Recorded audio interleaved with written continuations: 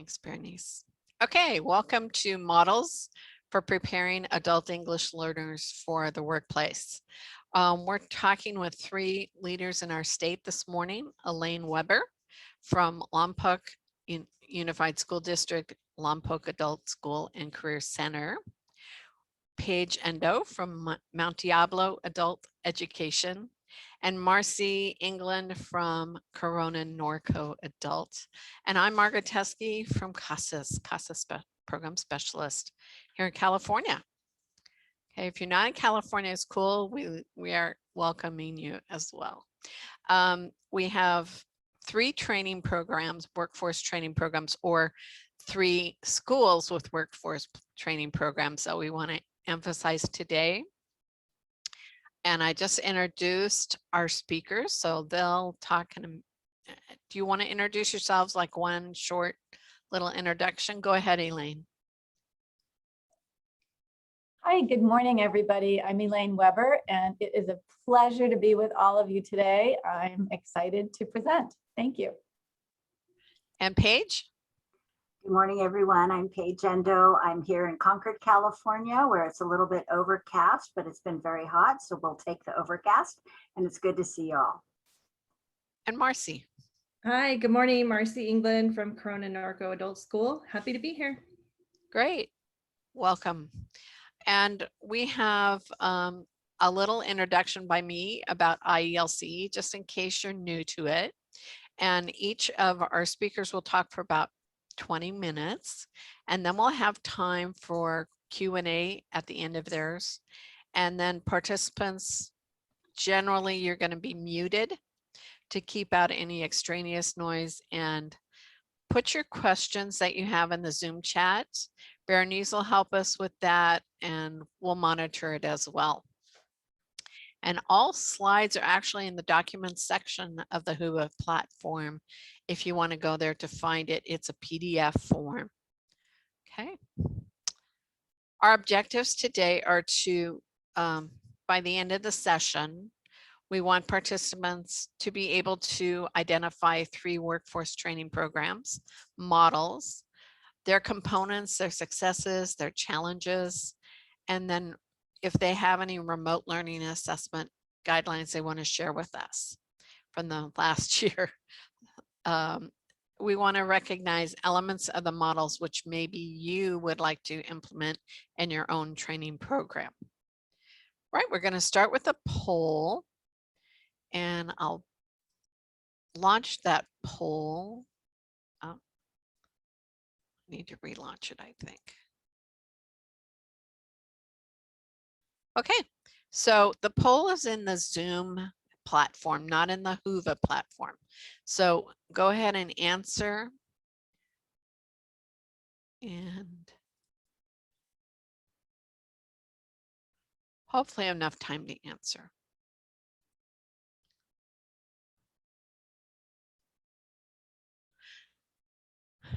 Good morning, everyone. Just complete the poll. There's just 2 questions. Make sure you answer both questions. We're looking for what type of organization you work for, and then how familiar you are. All right, and we have a good mix here today. That's great. I'll kind of wait until about 80% of you have answered. Margaret, one person said that they're having trouble submitting, and I can see it moving on mine, but I can't see how to respond. You don't respond as a co-host. Okay, well, that clears it up for me. Submitting is at the bottom. There's a little button you click to submit. But we can just go with the answers we have so far. If you didn't get a chance to answer, you can put it in the chat and we'll look at that as well. Okay. So I'm going to end the polling and then share the results. And our results are that most of you are from adult schools, a few from community college or other community-based organizations or other. Okay, and how familiar are you? Most are familiar but want to learn more, or not familiar, so they want to know something about them. And then we have some that are very familiar and are just curious, no doubt. Okay, I'm going to stop sharing the results. Feel free to close your poll by going to the top right of that box and clicking X. Okay. All right, we're going to go on to the next. I'm just going to thank you for responding to that poll. I'm going to walk through a little bit about IELCE just to familiarize yourselves if you don't know. It's the Integrated English Literacy and Civics Education. It's funded since 2014 under the AFLA, or Adult Education Family Literacy Act, and we owe a Title II grant, which is the Workforce Innovation and Opportunity Act. All right. The Integrated English Literacy and Civics Education, that's why we call it IELCE, it's a lot easier, is defined as education services which enable competency. First, we're looking at English language, and then we want to look at advanced skills, such as parenting, being workers and citizens. And then, sorry, this is cut off a little bit. I don't know why. Let me see if I can recenter that a little bit. It includes instruction and literacy, rights and responsibilities of citizenship and civic participation, and then may include workforce training. Okay, so I need to make it a little smaller. Maybe that will help. Yeah. Okay, so there's basically 3 parts to it right here. And those 3 parts are again in this Venn diagram. So we've got adult education and literacy. We've got workforce preparation, which should include EL civics, and workforce training, which is the training program element. And those together make integrated education and training, or what we know as IET. Okay. In California, we have an IELCE system that is performance-based instruction and assessment. And that's based on civic objectives, general competencies that students assess their community.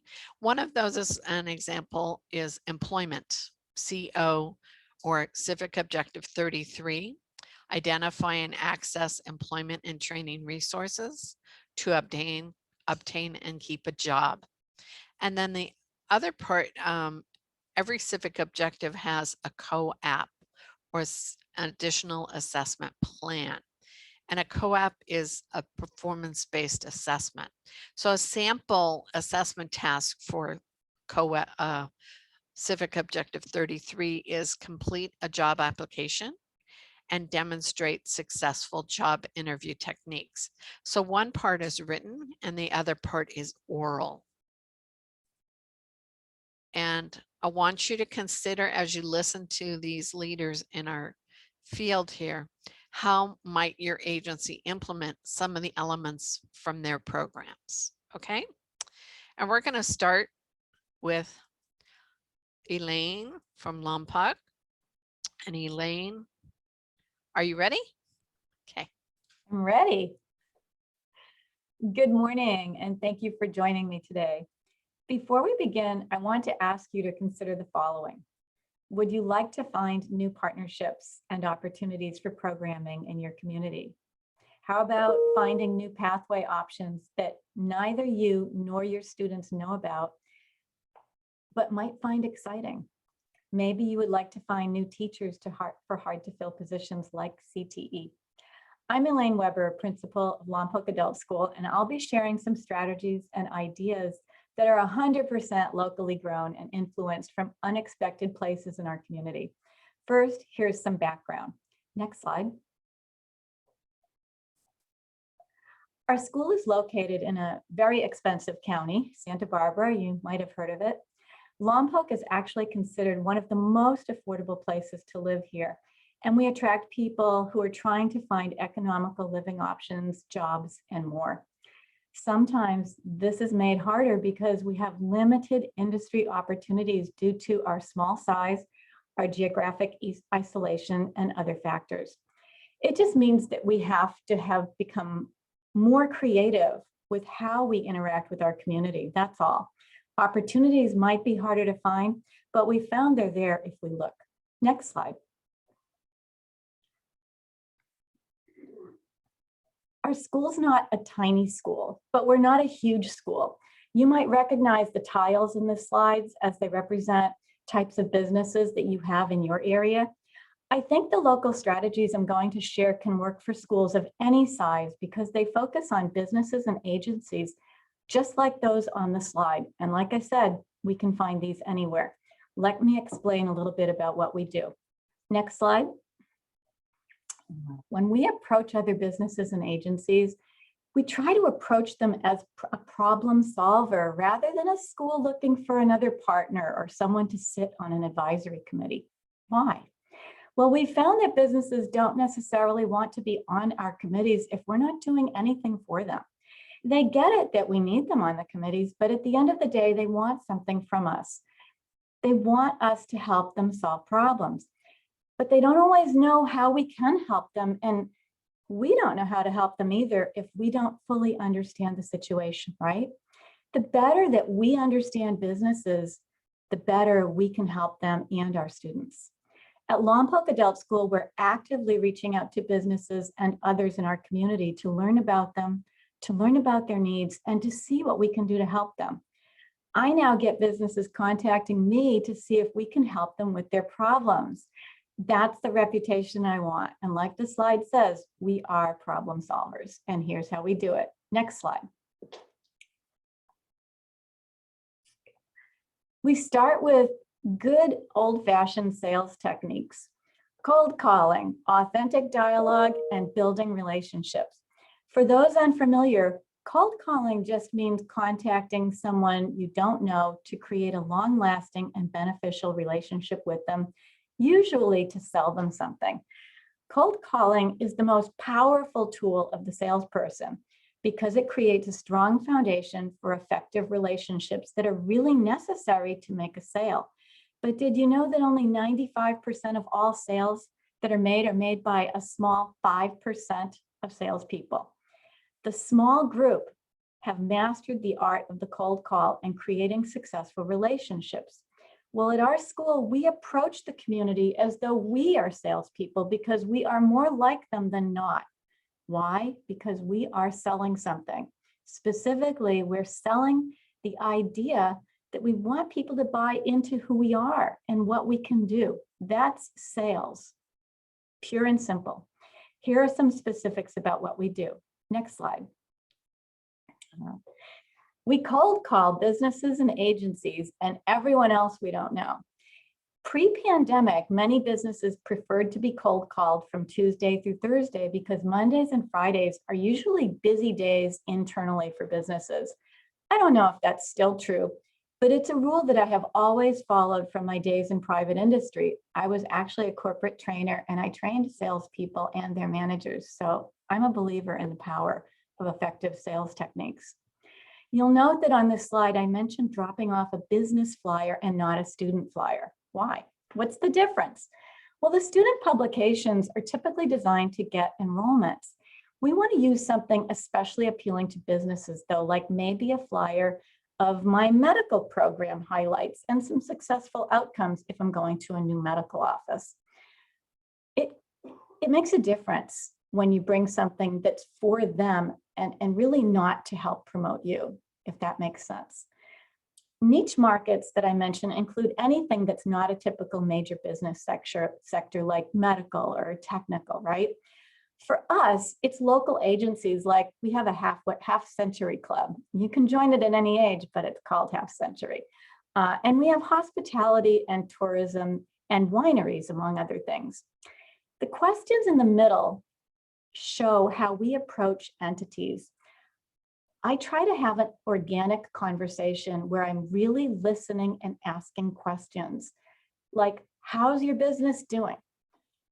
How is filling the vacancies going? Do you have a lot of vacancies? Questions like that. I asked the people at the front desk, I asked the HR people, I asked the owners, the managers, because you never know what you're going to hear from people.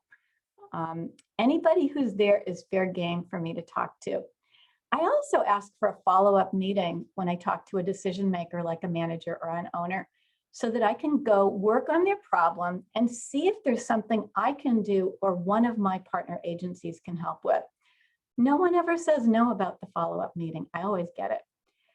I don't ask for teachers because people don't always know the truth about how wonderful it is to work with adults. They think we're some kind of alternative school and that we have fist fights and all kinds of things. And maybe it's just difficult. I believe that's a common misconception about us. I do share that we're always looking for part-time people to teach adults.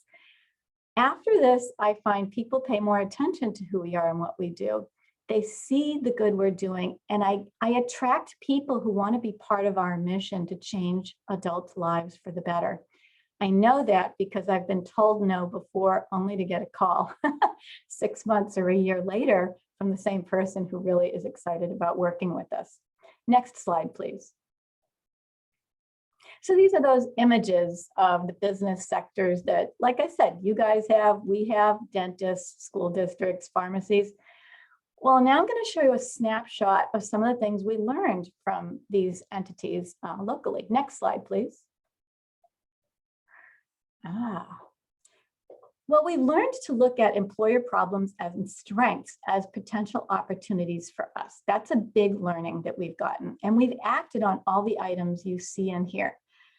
I'm going to ask you to think a minute. Do you know which of your employers will honor an education from outside of the United States?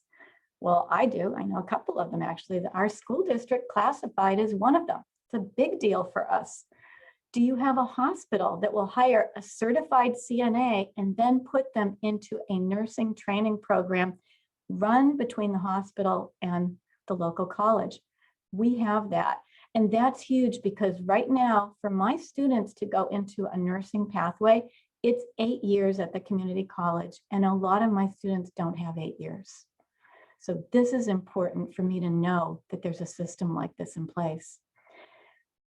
They're huge navigational pieces that help us become more effective with our programming when we know this kind of information. I'm going to share some detailed examples of how we've acted on these ideas, but I did want to talk about finding teachers first because that was on my prior screen. Next slide, please. Did you know you have organizations and agencies that can provide you with instructors? Well, sure, a lot of you know that, and a lot of you know that a lot of business people could be great instructors.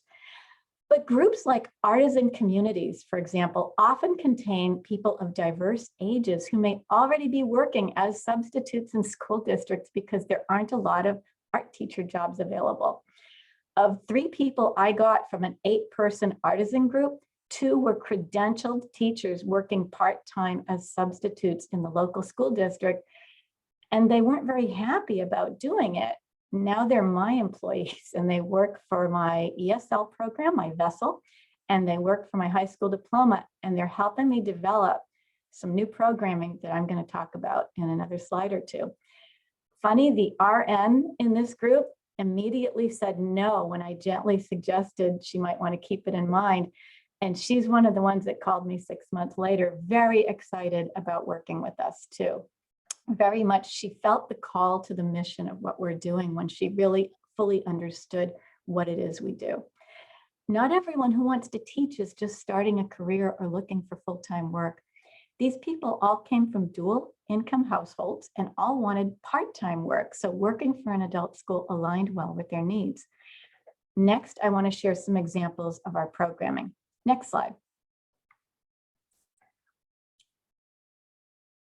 In February, our local school district had over 40 paraeducators leave their positions, either to retire or to go to a different position. The ongoing need for paraeducators of all types in our district is something I've become more aware of. And it's an excellent example of an opportunity to create new programming. For us, this was our first IELCE program.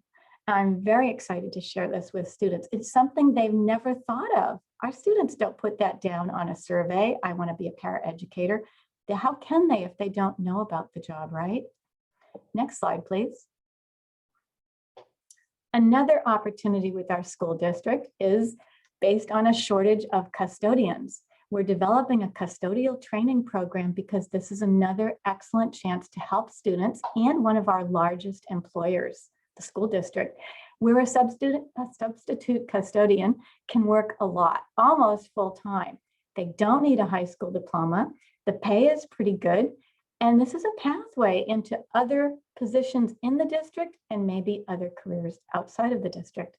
Next slide, please.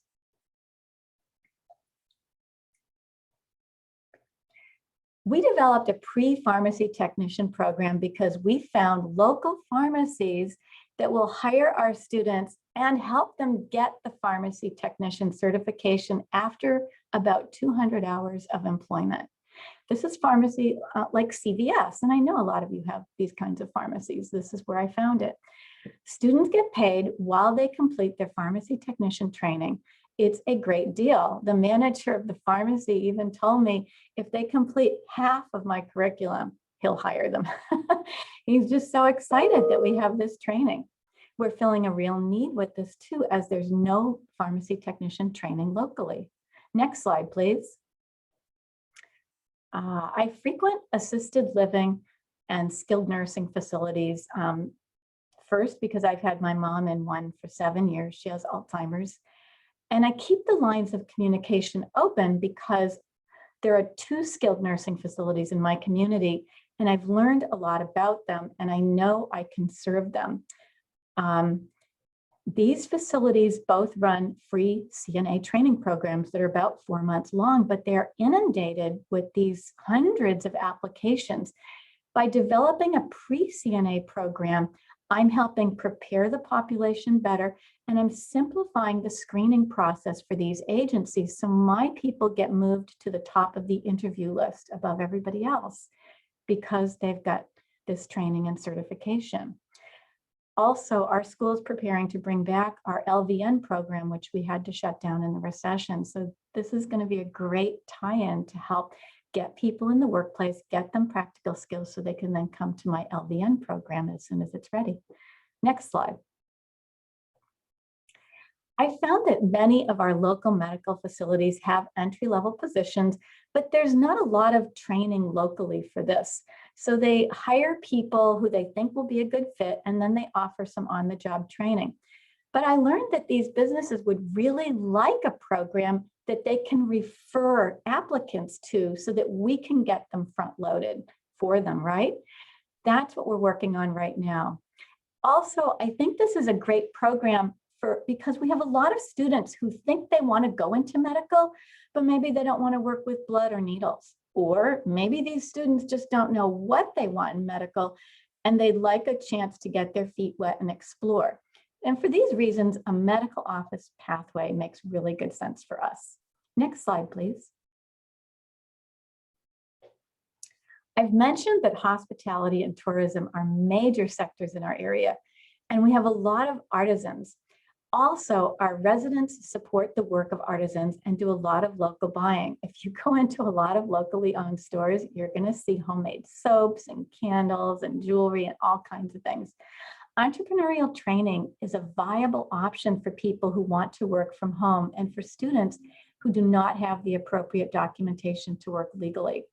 In this program, we can teach the business of running a business and the art of jewelry making. This will not be offered as a community class, but within our VESSEL program. And students had not thought of this, but they're really interested now that they know about this. And my artisan teachers I found are a perfect fit to help with development of this program. Next slide, please. Another entrepreneurial opportunity we've discovered is digital marketing. But the idea for this started with a grant we got from our local agency, First Five, and that included a free book distribution for kindergartners and incoming TKs. The First Five wanted some kind of training to show people how to read to children.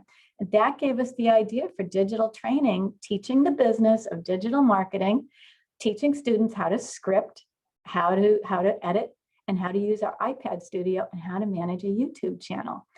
Think about the fact that our students may have hobbies that are marketable. When we spoke to students about this, they were so interested. They had never considered anything like this, but they see the potential. Next slide, please. By understanding our local businesses and agencies better, we are finding more opportunities for our school and for our students. Often these are opportunities, like I said earlier, that our students never have considered.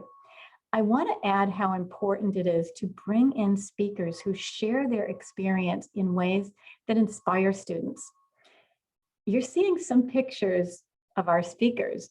What's interesting is that all of the women pictured here are classified employees of our district, and they're actually employees on our campus.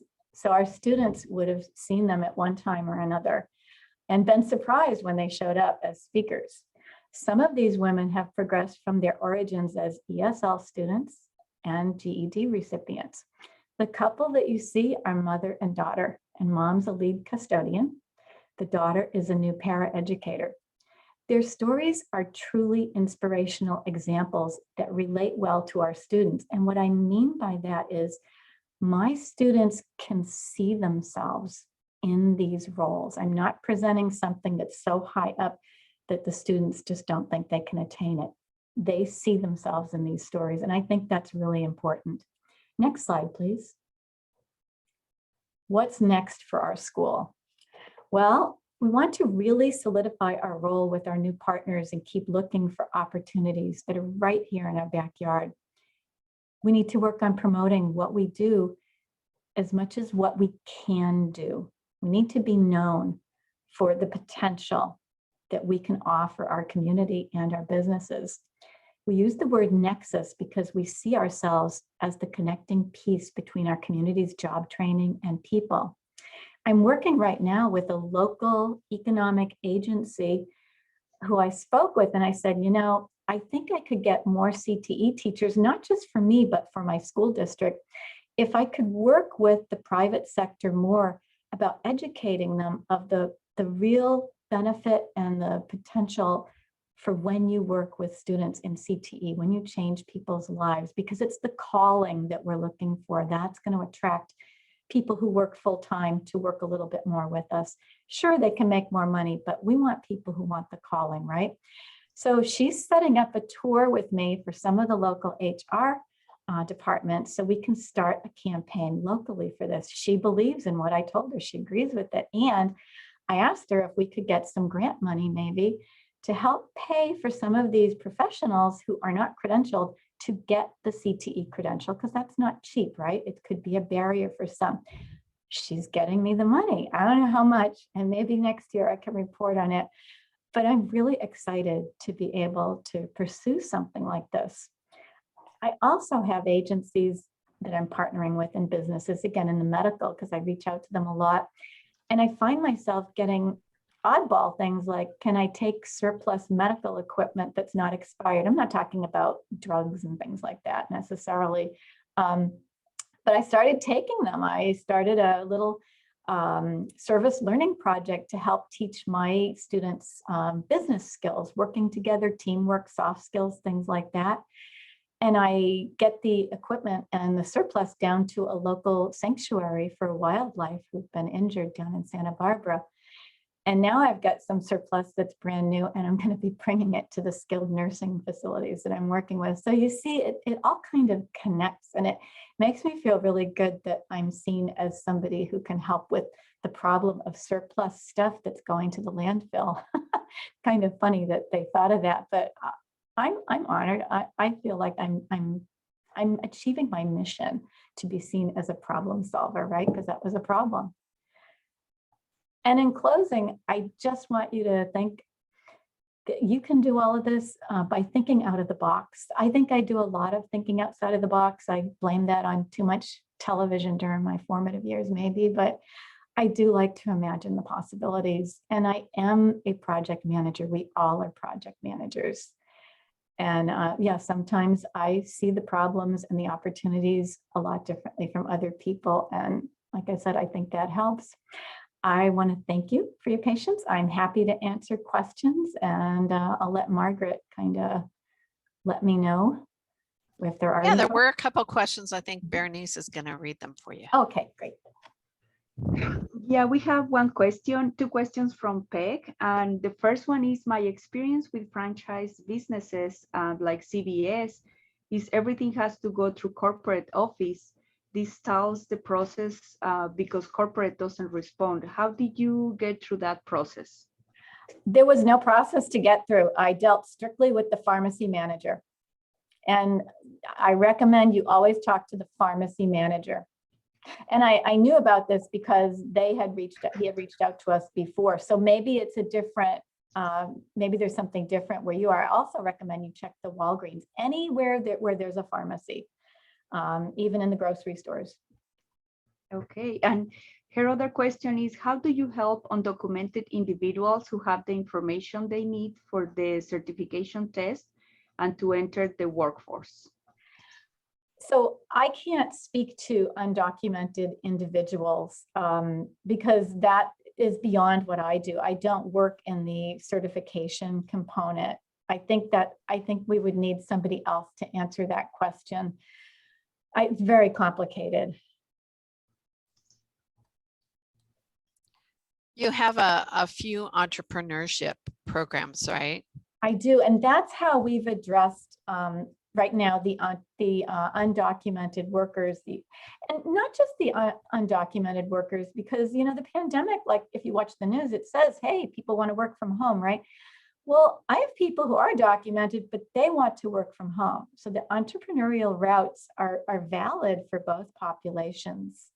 And in Santa Barbara, there have been people making a very good living down. If you've ever been up here on the beach, they have that art walk. And as soon as that thing opens back up again, those people make pretty good money.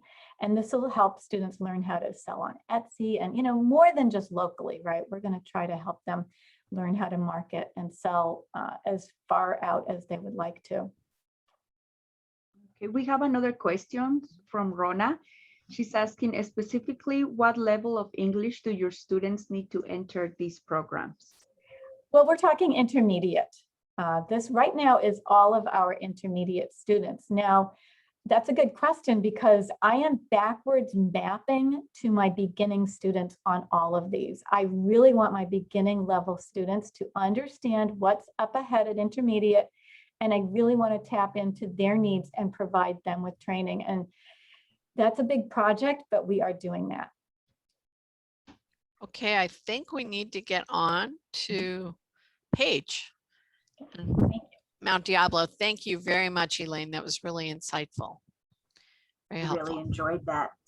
Hello again, everyone. I'm Paige Endo, Vice Principal at Mount Diablo Adult Education in Concord, California. Next slide, please. So who are we? We are part of the Mount Diablo Unified School District, which covers 150 square miles in Contra Costa County. We're in the central part, and we're located east of Oakland, if that helps helps you understand and get a picture of where we are. Our area includes areas of pretty good wealth and also some deep pockets of poverty and pretty much everything in between. And as you can see on the slide here, roughly half of our adult ed students are Hispanic. Next slide, please.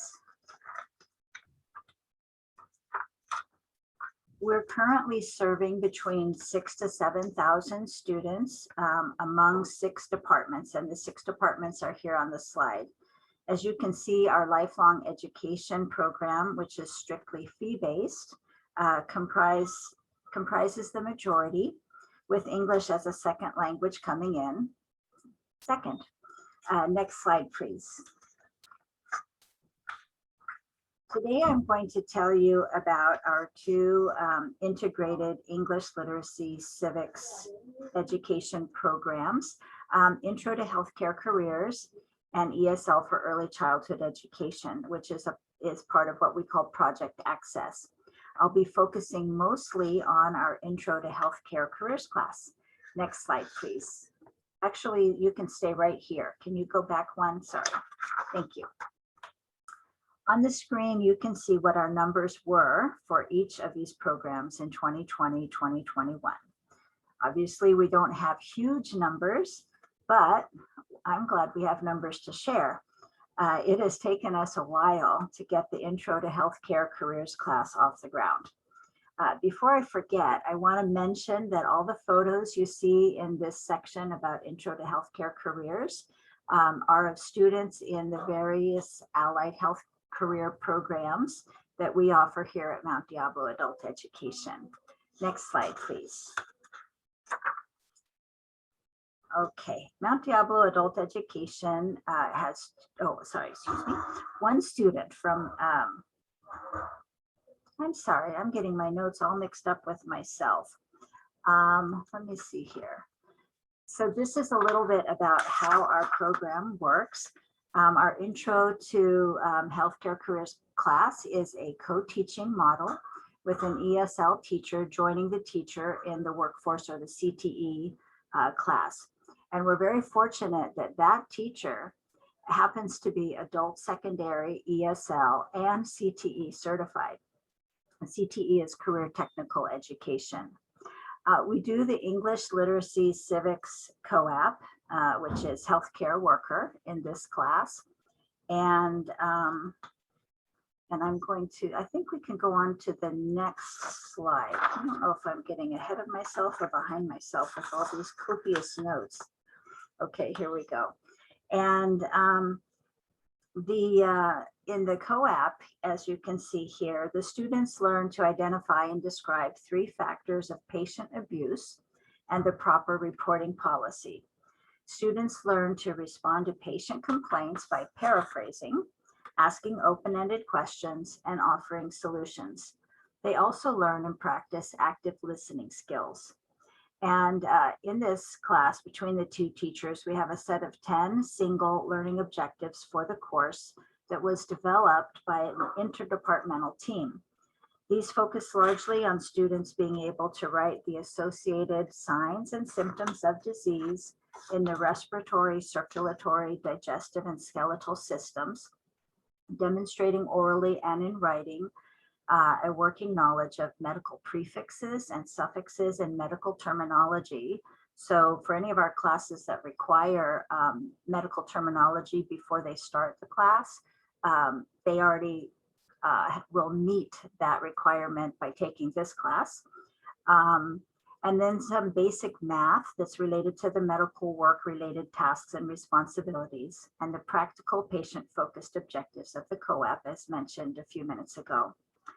And I just want to mention again from the previous slide that the CTE teacher focuses on the various systems of the body, teaching those. And whenever she pauses, the ESL teacher who's in there with her, she just jumps right in, just kind of weaving seamlessly comprehension checks, clarifying questions, clarifying information. She encourages the students to pop in their questions or write their answers to practice in the chat. So she's very active. And it's really interesting to see just how this melds, and it's quite surprising actually, because these 2 teachers had never co-taught before, especially not online, but no co-teaching experience. Next slide, please.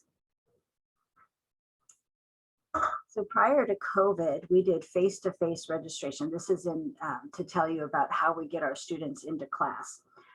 We did face-to-face registration and had flyers about our classes in our ESL placement office and a short blurb in our quarterly printed catalog. We also visited each of our intermediate, low 2 and above ESL classes to tell the students about the class. And we got a little bit of interest, but not a huge amount. In 2021, our entire placement and registration process became 100% online. Recruitment for the class still took place at registration. However, in this online Zoom one-on-one process that we had, we started asking every ESL student at the appropriate level if they were interested in either this pathway or our early childhood education pathway. And though our classes still ended up being fairly small, we had more students enroll previously than we had in the past through our other efforts. Our ESL coordinator attributes this to the changes that we made by asking each student. And we think that the remote learning environment was also a factor, at least during the long shelter in place, because students did not have to worry about childcare or transportation. The class met online once a week, but the students were provided with multiple ways to deepen their understanding of the content during the week through online tools, as noted on the slide here. You can see the teachers use the student learning platform of Canvas. They had Google folders, Quizlet, Easy Test Maker, just a variety of ways for the students to practice outside of class. Next slide, please. And then we have some different student supports, primarily in our CTE program. And they're right here on campus. Of course, they were online before, but more and more things are coming back on campus now. We have 2 financial aid counselors in our CTE or Career Technical Education department that can guide students with Pell and other grants such as WIOA Title I. We have an in-house transition specialist. We are an AJCC, which is America's Job Center of California access site. Though still most things are still remote. And on top of that, not only did we start to come back, but this summer our whole school is getting a roof. So if you hear some sound in the background, you'll know what that is. So we're just mostly still remote, but we're planning to have more and more services come back in the fall. And then we also have free hot meals that are offered on site daily. And this is in partnership with Loaves and Fishes. And we have other supports with other programs. The daily free hot meals were originally only for our CNA students, and that has been now extended and expanded to be available to all students and staff on our campus. And I recently had some and it was pretty good. Next slide, please. Our co-teaching model, oh, sorry, I see what happened. My pages got all mixed up. Our goal in creating the content for this class was to provide students with a good foundation to be successful in any of the allied health career programs at our school. These are the various industry recognized certifications our MDAE, CTE programs lead to. All of our CTE programs include externships in the field and are nationally accredited by the Council on Occupational Education, or COE. Next slide, please. We have had some successes despite the challenges of the past year. I'm so happy to say that we now have more awareness and ownership of this IET class and pathway among our departments and staff than we have ever had before. We also have a team of co-teachers who were willing to try this co-teaching model out. And the class is small, but we have students. The students are using a variety of tech tools and are learning from each other. For example, our CTE teacher is particularly tech savvy, and obviously our ESL teacher is well, she's been in the field for a long time. I won't out her for how many years, but a good long time. And so she brings that expertise in checking for understanding and recognizing where the students might have questions or might be confused. And then the teachers benefit from learning from each other. And of course, the students do too. Naturally, we have had and have our challenges also. Next slide, please. Some of the successes listed on the previous slide were challenges before they became successes. We have addressed the first two challenges on this slide by changing the class from a 12-week class to a semester-long class, which is approximately 16 weeks, in order for the CTE and ESL programs start and end dates to align, which makes it more seamless for students. I don't know about at your schools, but our school, each of our different departments or programs has different start dates and end dates. And so it was a challenge to get them to be able to make it work for the students to register and be in class at the same time. So this was a big fix. The interim CTE program coordinator and CTE instructor also modified the curriculum for the spring term to make the content more manageable and digestible in the time available. The CTE orientation steps and enrollment process for transitioning to one of the health programs were difficult for the students to understand. And as it turns out, were difficult for the IET teachers to figure out also. The CTE coordinator arranged for one of the CTE financial aid staff to visit the IET Zoom class and explain to students step by step what they needed to do. And we had, you may remember on one of the earlier slides, we had one student transition to the medical assistant program. We had 4 that were trying. I'm not sure what fell apart for 3 of them, but one of them successfully transitioned and is in the medical assistant program now.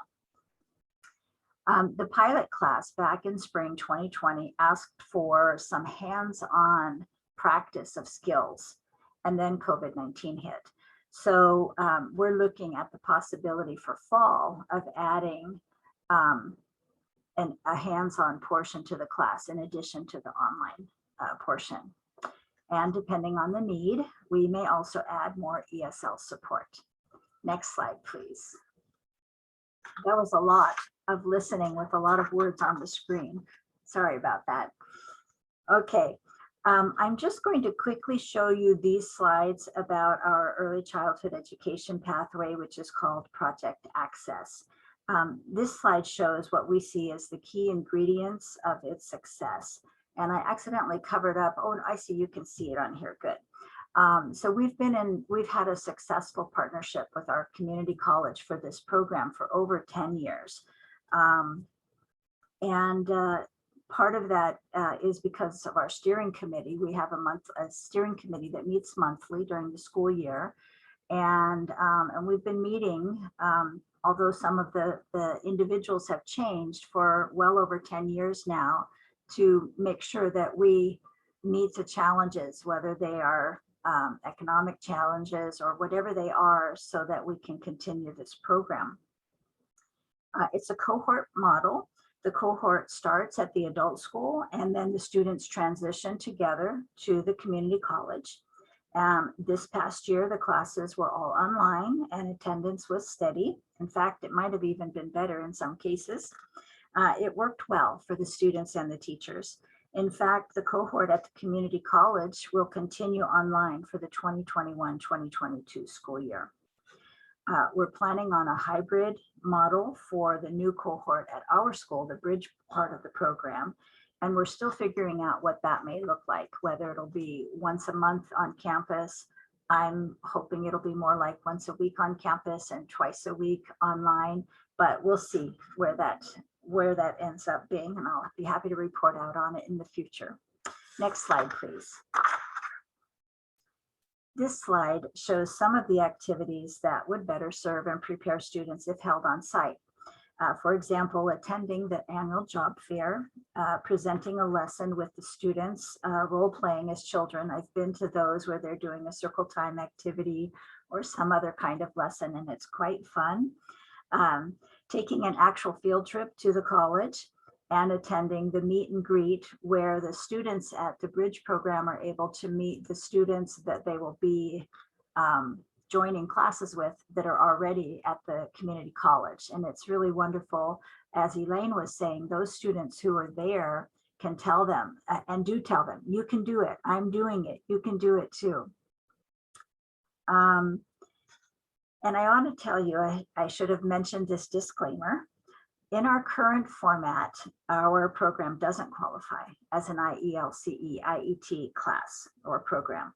So we are in the process of becoming an unpaid internship site here at Mount Diablo Adult Education for Project Access students, including our bridge students.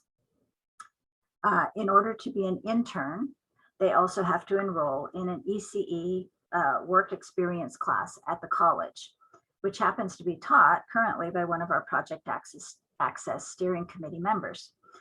This way, the students will have the opportunity to get hands-on training in our preschool classes, which we offer in our parent education department, as well as our family literacy department.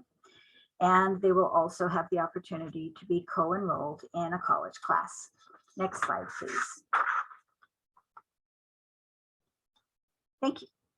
We just recently had the drive-up certificate ceremony for the Project Access students.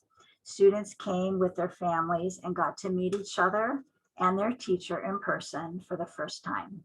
It was so funny because everyone was still wearing masks and they're like, are you the teacher? It was cute and heartwarming. Over and over again, we hear how this program has helped them not only gain an education and preparation for a career, but how it has also helped the students gain confidence and vision for what they can be and do going forward. They are so grateful for their amazing teachers and for this program. It is from seeing the growth of Project Access over these last 10 plus years, with all the humps and bumps along the way, that encourages us to keep striving to put our other IELCE, IET programs into place, despite the many challenges we have faced and continue to face in implementing them. It takes time and perseverance to gain traction, and it's worth it. Next slide, please. Thank you so much for your interest in our IELCE, IET program. I hope you either already do have or will soon have success with your own programs. And remember to be unstoppable. Thank you. Are there any questions for Paige? I didn't see any in the chat, but if you'd like to unmute, you can and ask her a question.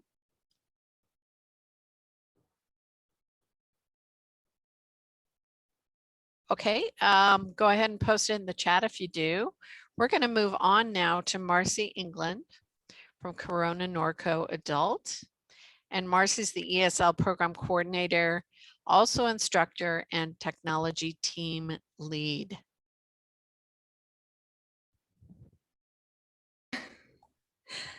It wouldn't be an actual Zoom meeting, right, if someone didn't start talking while they're muted. So hello, welcome. We've heard some great ideas. Thank you, Paige and Elaine.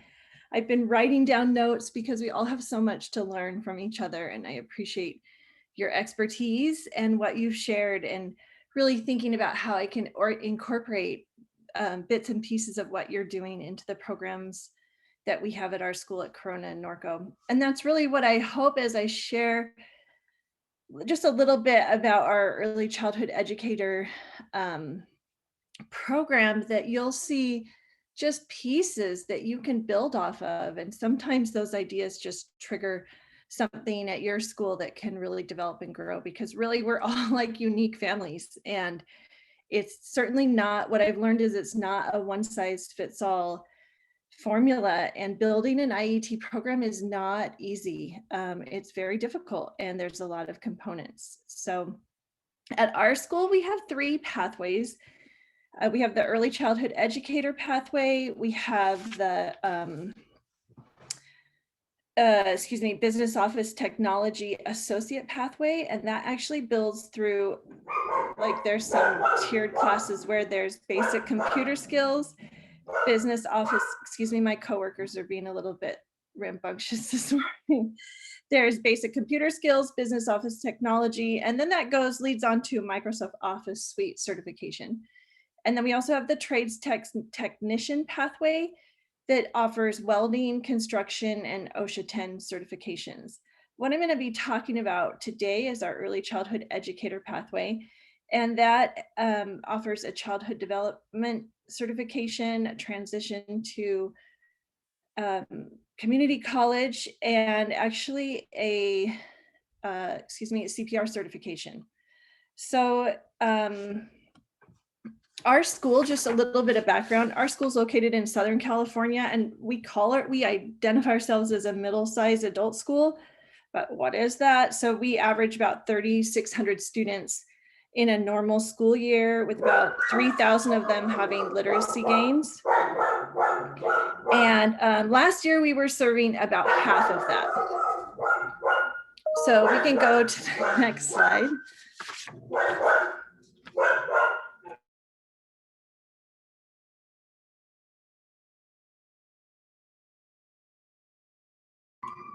Excuse me for one.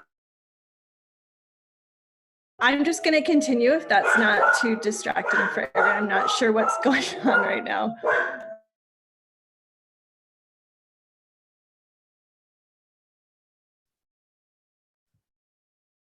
Sorry, this happens, you know, when you're at home. So childhood development, I don't know if you can read her slide, but it's Hi. pretty involved. There we go. Okay, so yeah, there's two really in trouble dogs right now. Okay, so this is an example of what our pathway looks like. So our pathway generally offers students 2 certifications, which I talked about. One they can go on and have a health science certification, and then also the completion certification in ICEV. ICEV is a online curriculum that we've chosen. It actually has curriculum specific to adult schools and adult education. It's ready to teach CTE courses, and we use that for the CTE side of our curriculum for our IET classes and other CTE classes as well. So if you don't know about ICEV, take a look at it and see if that would work for your school. After the students complete the child development classes, they can go on to our healthcare class where they can earn a CPR certification. And then we have the partnership with the local community college. And then if you see below, that's really an example of what our schedule looked like during the pandemic for this class. So we can go on to the next class. Excuse me, the next slide. So the format of our class was, thank you, Molly. That's a good question about what does ICEV stand for. I'm not sure, but if you Google ICEV, it'll say like technical curriculum. I should have wrote that down, what it stands for. But it's like it's paid curriculum. So the format that we've chosen, you can do alternate teaching or co-teaching. And I know Paige talked about co-teaching, and co-teaching is fantastic. It's really hard to do in distance education format, at least for us. So we stuck with alternative teaching. And so students would meet with the early childhood educator teacher, which is the CTE teacher. They would meet with that teacher online on Zoom. And then that teacher would also post a lesson, a video lesson. So that way they had the freedom to watch that lesson whenever they needed to. And then they would meet with their support teacher. We use the word support teacher, but that's really the workforce prep teacher. So Margaret showed that visual that there's really 3 components to the IET program, where there's the ESL component, and then the workforce training and the workforce prep. And so the preparation is that we call it the IELCE support class. And so that's really the language and the objectives that'll support the learning that goes on in the CTE class. So we would have our students meet in person and asynchronously with the support class teacher. I just wanted to make sure that the vocabulary I'm using matches with the ideas, the definitions that you have. So for this, for this pathway, we used the COAP 70.3, demonstrate the language and literacy skills necessary to effectively participate in workforce training in early childhood education. So immediately when I look at a co-op for anything, I'm also the EL Civics coordinator, so I have a lot of experience with dealing with co-ops, but you have to look at what levels the co-op applies to, and then really think about the class and what level language is required to enter the class. So this is a beginning, high to advanced assessment, and we decided that beginning, high to advanced students could enroll in the class, and that we would scaffold out the class and offer different supports for different language needs and teach it in a somewhat of a multi-level format. Let's see. The IELCE support teacher worked closely with the CTE teacher to create the assessment after they developed the single set of learning objectives and the course pacing guides. So I'm really going through like the nuts and bolts of how this class was created. And I decided to target what I talked about today in that direction, because for me, it was very difficult just to figure out, how do I create an IET course, and what should we do as a school? So we started with the pathway, and then looking at the co-op and thinking, what do the students need to learn and do to be able to accomplish these goals of the co-op. So there's 2 tasks in this co-op. One is describe unsafe childcare situations, and task 2 is write a daily parent report. So I was able to quickly adjust our assessments to online assessments, so remote assessments. So that's what you see here is an example of the remote assessments. And fortunately, the assessment that we got, the co-op that we have, aligned really great with the ICEV curriculum. Everything they needed was in the curriculum already, and we were able to kind of highlight and focus on the assessment as well. So then the co-op was assessed in the IELCE support class and the CTE certification through ICEV. I know we have a bit of alphabet soup going on here, but I can clarify in questions too. That assessment was given in the CTE class. So we were just really happy that we could transition these assessments into a remote, so that we could continue with this pathway and not just pause our entire program during the pandemic. Okay, next slide, please. Okay, so I want to talk a little bit about collaboration. So collaboration between the teachers that are teaching the IET classes is essential. And I wanted to show this to you. This is a template that we use at our school for all the IET classes. So we have the definition or the main objective that would be there, the students enrolled, how long the course is going to last. It's really important to have a document that everybody's working off of, because the language is new to some people, the definitions, the expectations, all of it is really, I think the administrators and the leaders, the school leaders kind of understand it and catch the vision, but getting everyone on board to understand what this even is very, very difficult. And so using this template and making sure that everything looks and functions, each program is very clearly defined, and the communication is really clear, like what curriculum we're using, how many hours, what are the assessments, what is the co-op. So I just wanted to show this to you so that you could see what it looked like for us and how we organized the IET classes. Again, some key things that we did was we started with the main objective of the course, and then explicitly state who and what, so that everyone's on the same page. We state the teaching expectations all in one place, and then allocated paid time for teachers to work together before and throughout the course. There has to be a lot of collaboration between the 2 teachers that are either co-teaching or alternate teaching. Okay, next slide, please. So let's talk about the paired objectives. This is a big piece of IET program that is a little bit difficult. It's actually kind of a lot difficult, because coming together with the CTE and the ESL support or that IELCE preparation, a lot of teachers might assume that the ESL portion is like, okay, I'm either a translator as from the ESL perspective, or I just teach the vocabulary required for the CTE course. And that's just not the case. It's just, there's a lot of other literacy objectives and skills that are needed, like scaffolding and sequencing, summarizing. There's a lot of other language skills and workforce skills that are needed to support the CTE class. And so we actually pair out our objectives for each week's goals or each week's objective. So I put this here so you could see what it looks like. And we start with the CTE objective, which is given through our curriculum.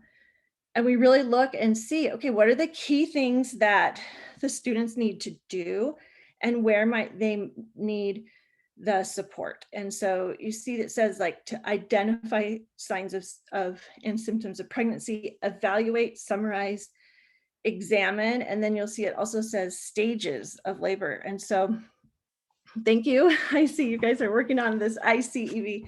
It's been a great thing for us. I see it in the chat. So we go through the CTE objective and then really look at, okay, what beyond the vocabulary, that's a given. They're going to need the vocabulary, but beyond that, what are our students going to need? What language and preparation will they need to be able to function in the CTE class, which they're enrolled with students that are non-ESL speakers as well. So we want to make sure that they have the skills and the scaffolding and the requirements needed to work. And so the paired objective isn't just understand the vocabulary for pregnancy. It's understand the vocabulary and be able to sequence that vocabulary, or maybe label the stages of labor on a timeline and summarize the unique aspects of each trimester of pregnancy. So those are workforce skills that are needed far beyond the vocabulary. And I wanted to just share a tiny bit here with our welding teacher.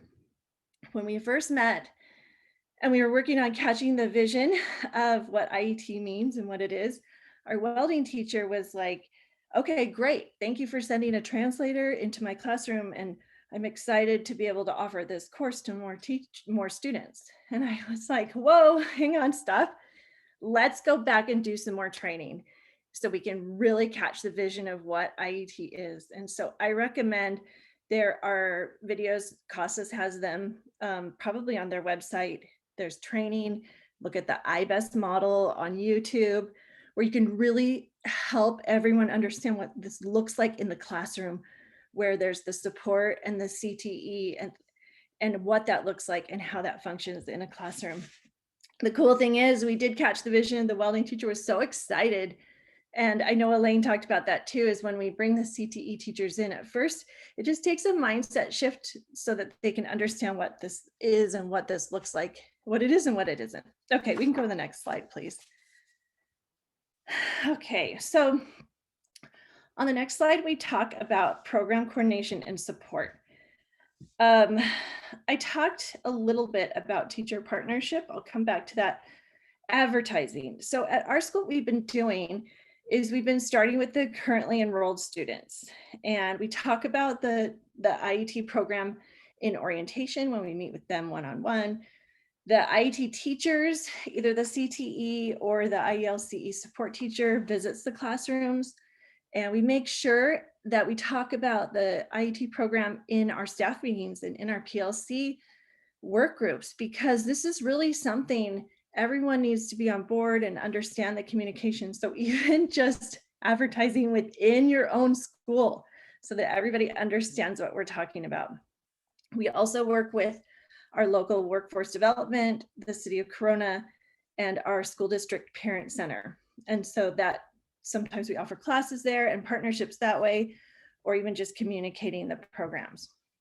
There's another partnership that I've already talked about a lot, but that is the key piece of the teacher partnership. And again, I wanted it like typed out on the slide.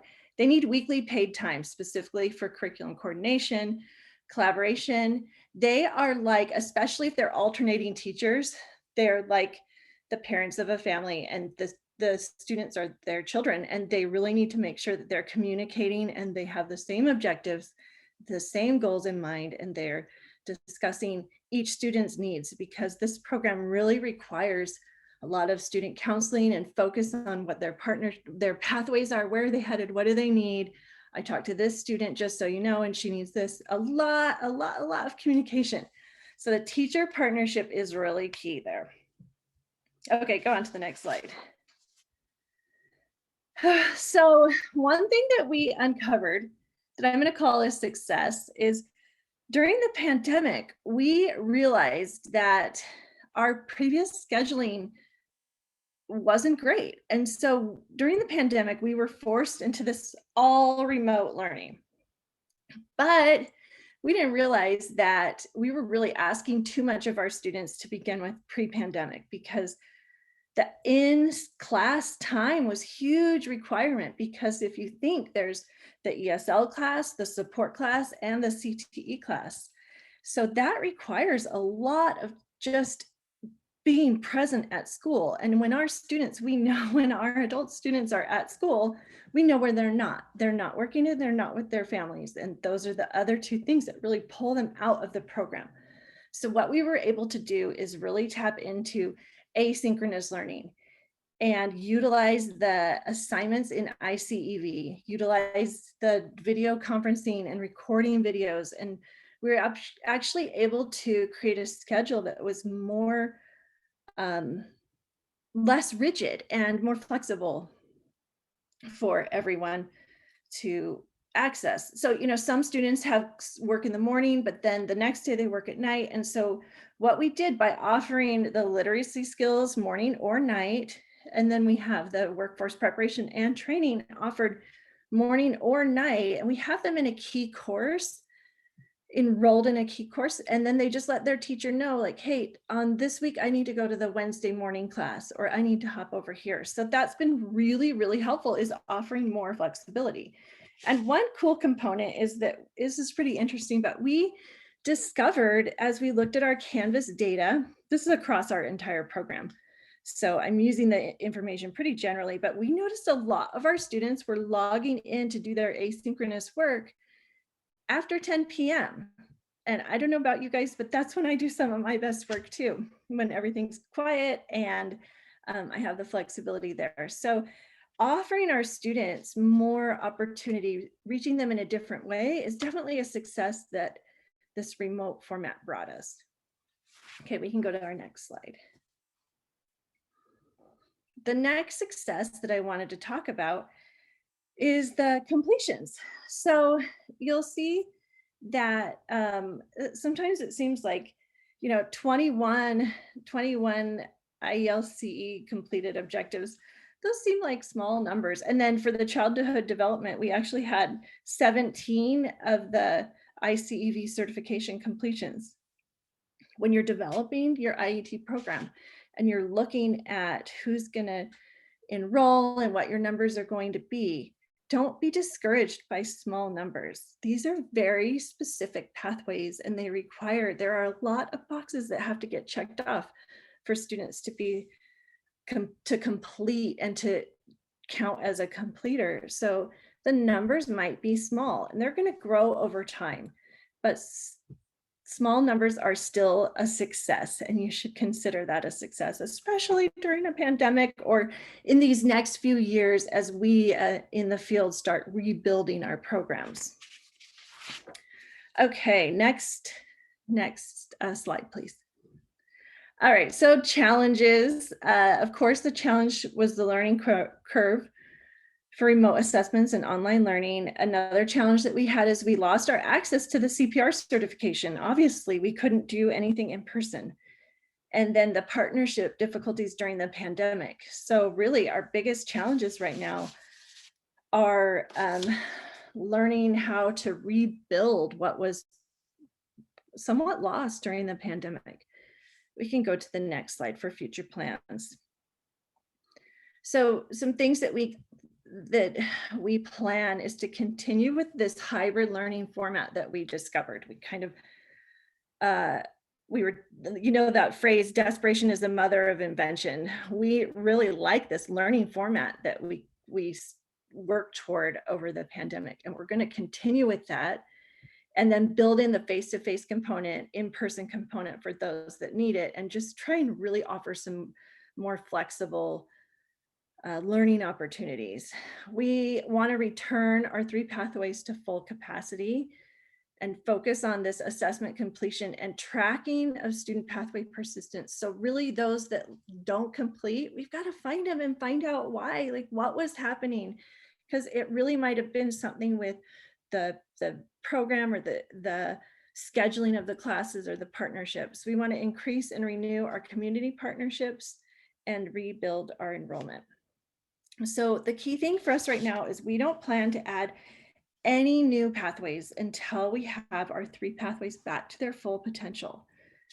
Our 2-year plan probably will include discovering our next pathway, which is to further build our partnership with our school district and build a pathway into food service or building maintenance. So I think that's my last slide. That was kind of a lot. And if you have any questions, if you wanted to meet my assistants that were outside, I apologize for that, but I'll pause here for some questions. Are there any questions? Marci gave lots of information, but here we go. We have a question. How does your program decide which pathways to pursue? I'm so glad you asked that, because I did want to talk about that a little bit. It's really important that when you pick a pathway, you don't pick it because there's someone that can teach such and such. You really have to look at the labor needs in your area and what kind of jobs are available in your area. Look at all of that data and then really look at what do students need? What are they interested in? Because you don't want to start a program at your school. Like if we started phlebotomy, that's not going to be a great thing to start at, because maybe there's a great program for that at the adult school next door. So really look and see what your school or your institution can offer and build that based on community needs, partnerships, look at regional data for what's the future job market going to be where you're at, and then look at the skills that need to be built, and then start looking, okay, now what teachers do we have? There's just so many layers to it, but really it starts with what does your community need as far as job growth? I think that's the best way to look at it, and look at real data.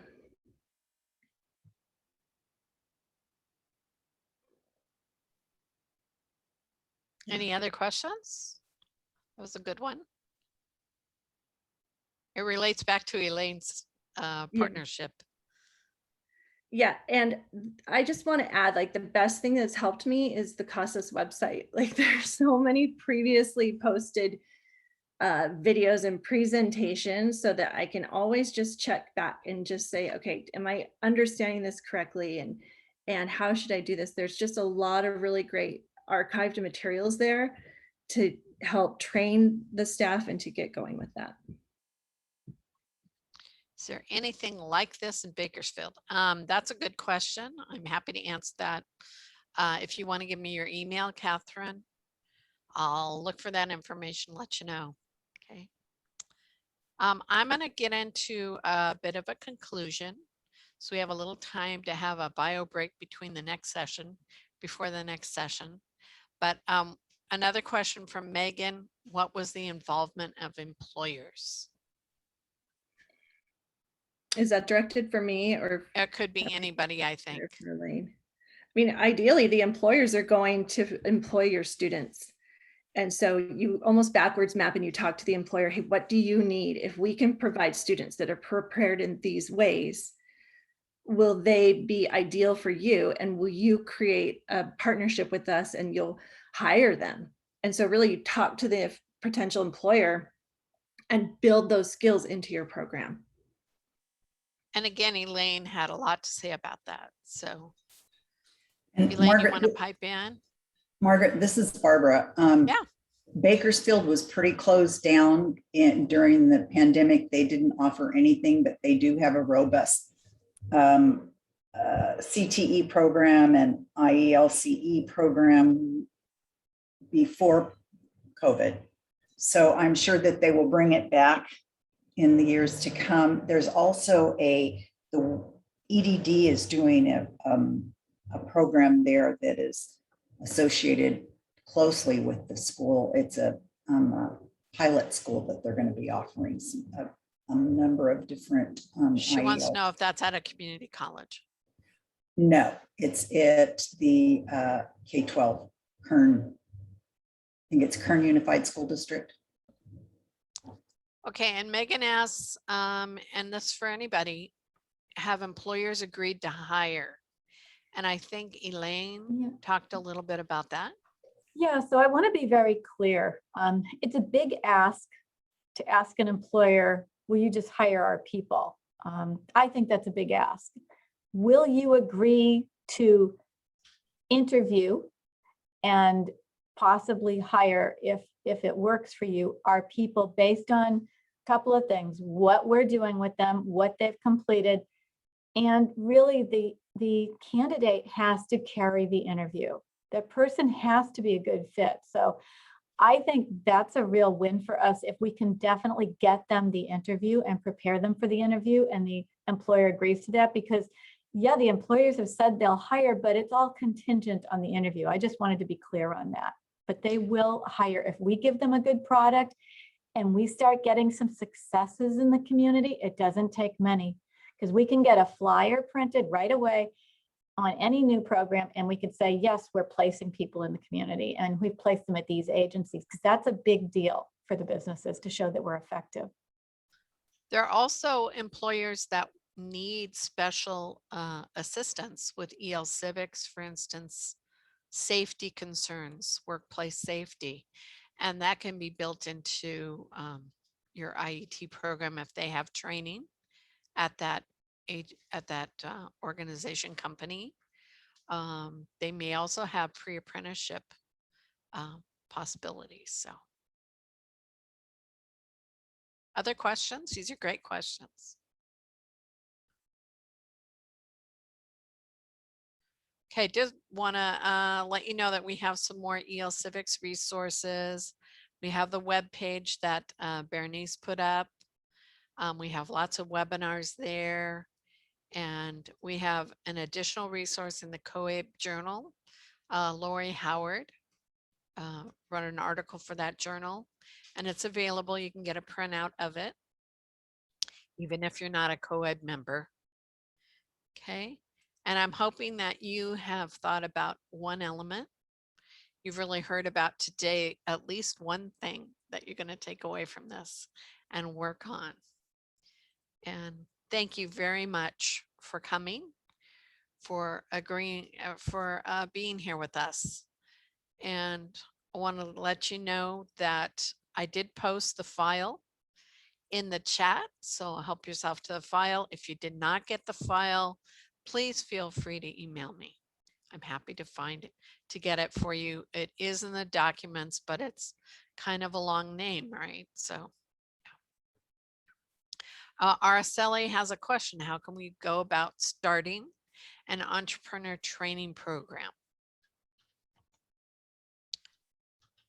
There's several programs around California that have an entrepreneur program. There's one at Livermore. I think Lompoc just is starting one now. And do you need to, how to apply for a business license should be part of that program, part of the training portion. So find out some entrepreneurs in your area that might want to teach that if they're certified trainers. And business programs at your local community college may be able to help you with a part-time teacher who would want to teach that. No, Margaret. Yes. Those artisan women that I found, you know, both of them, well, the whole artisan group, if you have a local artisan group, that's one of my recommendations. I found the two that were also already certified teachers. One has a master's in fine arts. She has a metalsmithing and a jewelry design degree. And she has created curriculum for exactly what you're talking about before. I totally hit the jackpot with her. The other one is a former designer for theater, for fashion and theater. So I've got two right there, and they both have been running their own businesses for years. How on did the you side. get in touch with that artisan group? How did you know about them? Well, there's a great store in our town, and it was a cooperative where all of them sold their things. They were all part of the cooperative. So if you have anything like that, art walk, like in Santa Barbara, they have the art walk on the beach. Here in Lompoc, we don't have our own beach. So we have these artist communities, and they're selling locally. There's a local art gallery, and a lot of the members of the art gallery, the ones who aren't necessarily painting, I hate to say it, the other ones making other things, you're going to find people who've been running their own businesses, people doing lamp work, glass, and people doing all kinds of different beading. And yeah, some of the painters too, they have their own businesses. Those are two excellent areas for you to reach out to. And seller permits are part of that curriculum, I'm sure, for those little art walks. Yeah. Paige notes that they're partnering with the Hispanic Chamber of Commerce. So that's a great resource. Okay, other questions before we end? I'm going to go back to our emails just for a minute. So you can email each of us or one of us if you want more information. Please feel free to do that. And we're happy to help. Okay. Thanks so much for attending. We'll have a little bio break now before the next session. I think it begins at 9:45. So have a little time. Thank you very much for coming. Thank you, everybody, and thank you to our speakers. And just a reminder, if you can help us rate the evaluate your session on the rate sessions button. And also just a reminder that the presentation will be recorded and we will post it later on the day or tomorrow at the latest. Right, thank you. You can end the recording.